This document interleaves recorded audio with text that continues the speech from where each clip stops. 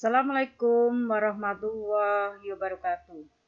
Gimana kabar kalian? Semoga dalam keadaan sehat walafiat. Pada kesempatan kali ini pada bab 2 yaitu mengenai klasifikasi makhluk hidup dengan kode mengklasifikasikan makhluk hidup dan benda berdasarkan karakteristik yang diamati. Pada bagian ini tujuan pembelajaran yaitu peserta didik diharapkan membedakan makhluk hidup dan makhluk tak hidup. Kedua, mendeskripsikan ciri-ciri makhluk hidup. Nah, kalian bisa membedakan pada gambar di bawah ini. Apa bedanya pada gambar keduanya? Pada keduanya ini kalian bisa membedakan pada makhluk hidup, yaitu pada hewan saya contohkan, kemudian makhluk tak hidup. Misalkan mobil. Mobil dapat bergerak karena dikendalikan oleh manusia, tapi ini termasuk makhluk tak hidup. Nah, pada benda hidup dan benda tak hidup, benda hidup itu apa? Benda yang dapat bergerak, bernafas, tumbuh, dan berkembang biak serta makan. Contohnya pada manusia, hewan, tumbuhan. Kemudian benda tak hidup, benda yang tidak mempunyai ciri kehidupan, yaitu tidak bergerak, tidak bernafas, tidak makan, tidak tumbuh, dan tidak berkembang. Contohnya pada sinar matahari, air, tanah, meja ataupun kursi, serta buku. Sekarang pada ciri-ciri makhluk hidup. Ciri-ciri makhluk hidup yaitu yang pertama bergerak. Pada hewan ataupun manusia, gerak secara aktif. Karena apa? Dapat berpindah tempat dengan jelas. Pada tumbuhan, gerak pasif, yaitu gerak yang tidak dapat berpindah tempat. Contohnya misalkan pada putri malu itu kalau disentuh karena adanya sentuhan dari luar.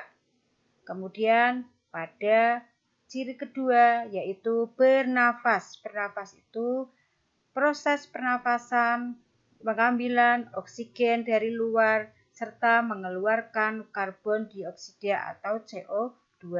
Yang ketiga, mengenai tumbuh dan berkembang. Tumbuh itu apa? Bertambahnya jumlah atau volume atau ukuran dalam tubuh. Sedangkan berkembang suatu proses spesialis yang menuju tingkat kedewasaan. Contoh pada tumbuh pada tanaman dari biji sampai menjadi tumbuh menjadi bunga, daun, dan lain sebagainya. Proses menuju kedewasaan contohnya pada manusia dari mulai bayi, anak-anak, sampai pada orang tua. Contohnya lain seperti ini. Kemudian yang keempat, berkembang biak. Berkembang biak ini tujuannya untuk melestarikan jenisnya. Pada hewan, berkembang biak mengenai pada vivipar, ovovipar, dan ovovivipar.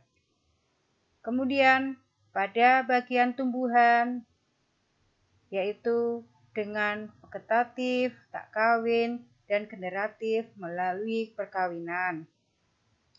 5 membutuhkan nutrisi. Sebagai apa? Sumber energi, pertumbuhan, perbaikan sel-sel yang rusak.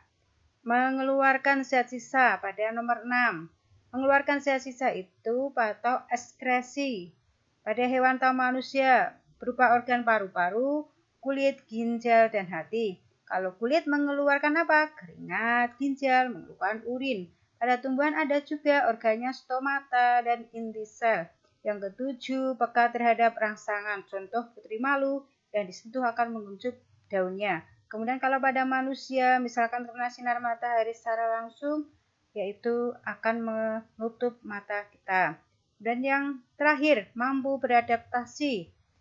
Yang pertama, autotomi. 2, mimikri.